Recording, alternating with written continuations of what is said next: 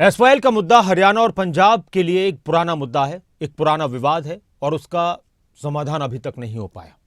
कई बार सरकारों की तरफ से कोशिश हुई तो कई बार नहीं भी हुई। मामला सुप्रीम कोर्ट तक पहुंचा। सुप्रीम कोर्ट की तरफ से कई सारी टिप्पणियां आई हैं। पंजाब सरकार को लेकर कई बार सुप्रीम कोर्ट ने सख्त टिप्पणियां की हैं।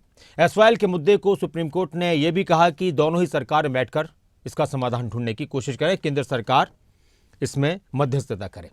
अब एसवाईएल को लेकर 28 दिसंबर को पंजाब और हरियाणा के मुख्यमंत्रियों की एक बैठक फिर से होने वाली है। एसवाईएल के मुद्दे पर एक बार फिर से पंजाब और हरियाणा के मुख्यमंत्रियों की बैठक होगी।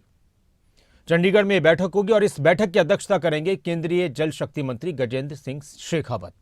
लेकिन इस वक्त गजेंद्र सिंह शेखावत का एक बयान फिलहाल चर्चा में है और उनकी तरफ से कहा गया है कि अगर इस बार बैठक में कोई हल नहीं निकलता है तो फिर जो सुप्रीम कोर्ट की तरफ से गाइडेंस होगी या सुप्रीम कोर्ट की तरफ से जो भी आदेश होंगे उसी के हिसाब से आगे बढ़ेंगे।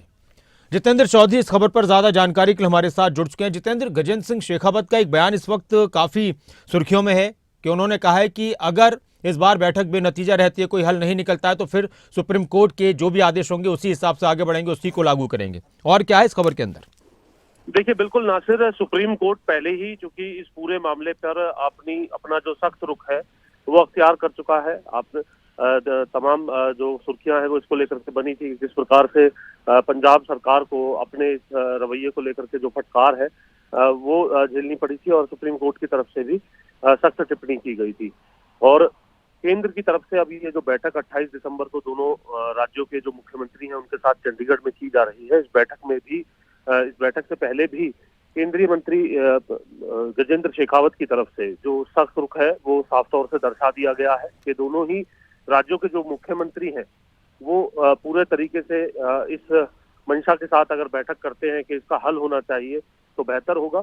यदि ऐसा नहीं होता तो जो सुप्रीम कोर्ट के निर्देश अनुसार जो कदम है वो उठाया जाएगा। यानी ये स्पष्ट बात है कि केंद्र की तरफ से अब स्पष्ट कर दिया गया है कि अब इससे और अधिक इंतजार जो है वो नहीं किया जा सकता। और क्योंकि केंद्र की जिम्मेदारी सुप्रीम कोर्ट की तरफ से इस पूरे मसले में सर्वे करा करके नहर निर्माण को लेकर के तमाम विषयों को लेकर के लगाई गई है। हरियाणा के हक में भी जो फैसला है वो देखने के लिए मिला है।